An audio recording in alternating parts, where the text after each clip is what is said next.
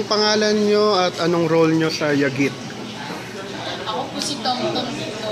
Si Tom Tom po, matakot siya. Pero pagka matakot siya, tsaka mapagmahal po siya sa mga kapatid niya, sa pizza niya, sa pamilya niya. Sa kaibigan niya, lalo-lalo na kaibigan. Tsaka sa kay Jocardo, kay Tate Cardo, tsaka kay Mang Roman, tsaka kay Chang Dolor, tsaka kay Chang LJ, Lola! Tapos, basta, ano po, sigurado mamahalin po siya ng mga tao. Ako naman po si Judy de la Cruz. Ang role ko po dito, Jocelyn po. Ako po yung panganay mo sa kanila, ako po yung ate nila. Ako po yung gumagabay po sa kanila. Ako po dito si Dig. Ano po pangalan ko po? Zaimik Demigod El Haranilla. Ano po? Ako po, hindi po ako mahal ng nanay ko pero mahal ko po siya. Kasi po, iniwan po ako ng tatay ko. Kaya nagkagabi po yung nanay ko. Nagkasing-kasing po ako. Muna po si Chloe Manalo. Ang role ko po dito sa Elisa. Sa Elisa po, mabait, responsable, mas rin bata. Tapos po, mahal na po kanya-kanya. Nung huli na po sa tatay na nawawala. Ito ba ang unang teleserye nyo? Opo. Anong unang teleserye mo? Ninyo po at saka po prinsesa ng buhay ko. Kwento nyo naman paano kayo na-discover? Ako po ang nag-audition. Lahat po kami nag-audition. Lahat po pala kami nag-audition. Siya po, Ako po sa GMA po ako nag-audition. ako po sa Novaliches na Marikina po po. Marikina po ako nakatira. Ako sa GMA din po ako nag-audition. Ako po sa SM Bacoor po. Sino mga kasama nyo sa Yagit? Sino ibang artista? Kasama po namin sina Ate Yasmin Curdy, Kuya James Blanco, Ate LJ Reyes, Kuya Kevin Santos, Kuya Wawi Guzman, Kuya Reyes Fernandez. Marami pa po Kuya iba. Ernst! Ayun po sila. At marami pa po iba. Tsaka po sila, Sa ilalim po ng direksyon ni Gina Alvarez. Gina Alardi. Anong pakaramdam na artista na kayo ngayon? Sobrang saya po!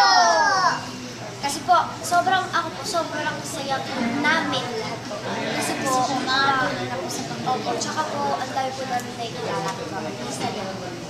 So, sinong gusto nyo makatrabaho na kapuso? Direct Gina Alvarez po. Bakit? Artista. Para mas makita po namin talaga yung atake kung paano po siya Mati po. At saka gagayahan po namin siya. Kaya, Para mas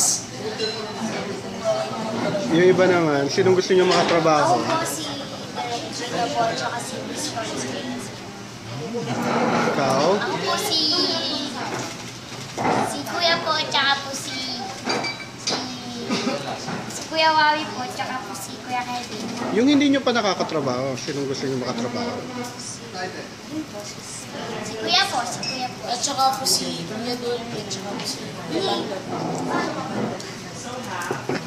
Ikaw, meron ka bang gusto makatrabaho na ibang kapuso? Si Direk Gina po, kasi po yung ID ko po nakasama ko na rin po. Sino? Si Marian po.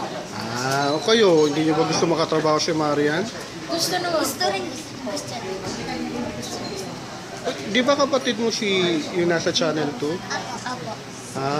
Bakit ikaw sa Channel 7 ka? Kasi po dito po ako natatanggap na. Gusto mo rin bang maging kasing sikat ng kapatid mo? Opo, syempre na. Kahit sino po gusto niyo.